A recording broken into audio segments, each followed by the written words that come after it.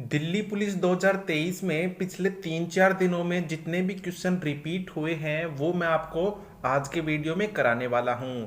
पहला क्वेश्चन है कि जो सांची का स्तूप है उसमें टोटल कितने तोरण हैं। यहाँ पे तोरण का मतलब है दोस्तों टोटल कितने नंबर ऑफ गेट हैं सांची स्तूप में। तो आपको बता दूं इसमें टोटल 4 गेट हैं जो कि चारों दिशाओं की तरफ खुलते हैं। तो ऑप्शन नंबर 20 का बिल्कुल सही है। उसके बाद में बात करें कि सांची का स्तूप किस राज्य में है, तो दोस्तों वो पड़ता है मध्य प्रदेश में। और इसको किसने बनवाया था, तो अशोक ने बनवाया था। कौन सी सेंचुरी में, तीसरी सेंचुरी में। ये आपको ध्यान रखना है। मगध पर शासन करने वाला पहला साम्राज्य कौन सा था। ऐसा कौन सा साम्राज्य था जिसने मगध पर सबसे पहले शासन किया था, तो वो कौन सा था दोस्तों, जो हर्यक वंश था ना, उसने सबसे पहले इस पर क्या किया था, शासन किया था। और इसके संस्थापक की बात करें हर्यक वंश की, तो वो कौन थे, बिंबिसार थे। और उन्हीं के पुत्र को हम जानते हैं जिनका नाम क्या है, अज्ञात शत्रु है। उसके बाद में अगर आपको इंपॉर्टेंट चीज यहाँ से बताऊं तो आपसे पूछेगा कि मगध की राजधानी क्या थी, तो वो थी दोस्तों राजगृह। ये आपको ध्यान रखना है। किस वंश के द्वारा जो खजुराहो के मंदिर हैं उनका निर्माण करवाया गया था, तो वो आपसे पूछा है। तो आपको बता दूं दोस्तों जो चंदेल वंश था ना उसने खजुराहो मंदिर का निर्माण किया था। अब बात करें खजुराहो मंदिर की, बहुत क्वेश्चन पूछे जाते हैं यहाँ से। तो ये कहाँ पर है, मध्य प्रदेश में है। अभी हाल में जो हरियाणा सीईटी का एग्जाम हुआ था तो उसमें ये आपको दे रखा था कि खजुराहो मंदिर मध्य प्रदेश में है, लेकिन किस जिले में है। तो मध्य प्रदेश वाले तो इसको कर ले जाएंगे, लेकिन बाकी को ध्यान रखना है छतरपुर जिले में ये मौजूद है। इसके बाद में यहाँ पे कौन कौन से धर्म के मंदिर हैं ये भी आपसे पूछा जा सकता है। तो हिंदू, जैन और बौद्ध मंदिर तीनों ही प्रकार के यहाँ पे मौजूद हैं। और 1986 में इसको यूनेस्को वर्ल्ड हेरिटेज साइट का दर्जा मिला था। भारत के राष्ट्रपति और उपराष्ट्रपति के पदों के लिए चुनाव लड़ने वाले उम्मीदवार को कितनी राशि, जिसको बोला जाता है सुरक्षा जमा राशि, आरबीआई बैंक में जमा करनी पड़ती है। यूनिक क्वेश्चन है दोस्तों, उम्मीद करता हूं आपने ये क्वेश्चन पहले नहीं पढ़ा होगा। तो इसका राइट आंसर हो जाएगा, चाहे राष्ट्रपति हो चाहे उपराष्ट्रपति हो, दोनों को सुरक्षा जमा राशि कितनी, 15,000 जमा करनी पड़ती है रिजर्व बैंक ऑफ इंडिया में। अब आपको यह पता होना चाहिए कि राष्ट्रपति और उपराष्ट्रपति के लिए कितनी उम्र होनी चाहिए। सबसे पहले तो वह भारत का नागरिक होना चाहिए और 35 की उसकी उम्र होनी चाहिए।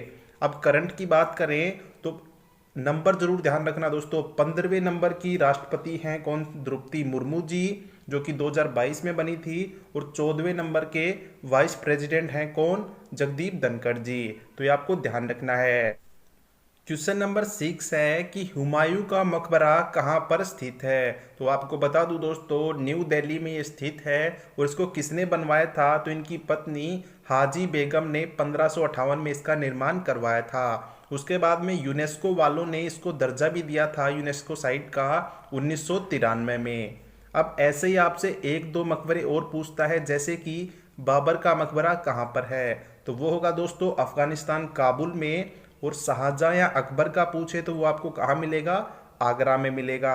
मौलिक कर्तव्य भारत के संविधान में किस अनुच्छेद में सम्मिलित हैं, वो आपको बताना है। तो दोस्तों मौलिक कर्तव्य हों चाहे मौलिक अधिकार हों, बार बार पूछे जाते हैं, इनको तो घोट के पी जाओ। तो कौन से आर्टिकल में है, आर्टिकल 51 के ए भाग में है। अब इसके बारे में डिटेल में बात करते हैं। तो 10 मौलिक कर्तव्यों को जोड़ा गया था 42वें संविधान संशोधन के तहत 1976 में। अब जब 11वें की बारी आती है 2002 में, तो कौन से संविधान संशोधन के तहत जोड़ा जाता है, 86वें संविधान संशोधन के तहत 11वीं फंडामेंटल ड्यूटी को जोड़ा गया था। आपको ये ध्यान रखना है। भारत ने कितनी बार ओलंपिक में हॉकी में गोल्ड मेडल जीता है। तो आपको बता दूं अभी तक भारत ने टोटल 10 गोल्ड मेडल जीते हैं ओलंपिक में, जिसमें से 8 गोल्ड मेडल आए हैं किसमें, हॉकी में। शुरुआत होती है 1928 से, जब हमने पहला गोल्ड मेडल जीता था हॉकी में। और लगातार 6 गोल्ड मेडल जीते 1928 से लेकर 1956 तक।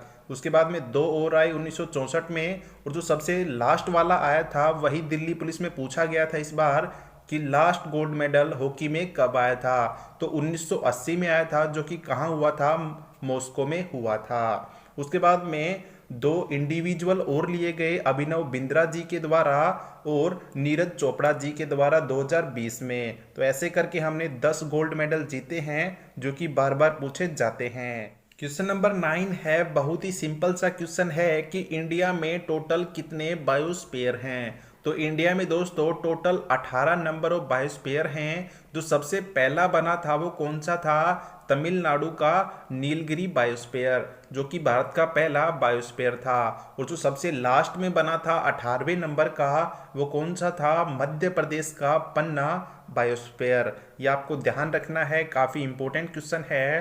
क्वेश्चन नंबर 10 है, एस अगेंस्ट ओड किसकी ऑटोबायोग्राफी है। तो आपको बता दूं वो है सानिया मिर्जा जी की, जो बार बार एग्जाम में पूछी जाती है। ऑप्शन नंबर सी इसका बिल्कुल राइट है। सानिया मिर्जा की बात करें तो इन्होंने दोस्तों अपने पूरे जीवन में टोटल 6 ग्रैंड स्लैम जीते हैं, और इनको खेल का सबसे बड़ा पुरस्कार राजीव गांधी खेल पुरस्कार भी मिला था, कब, 2015 में।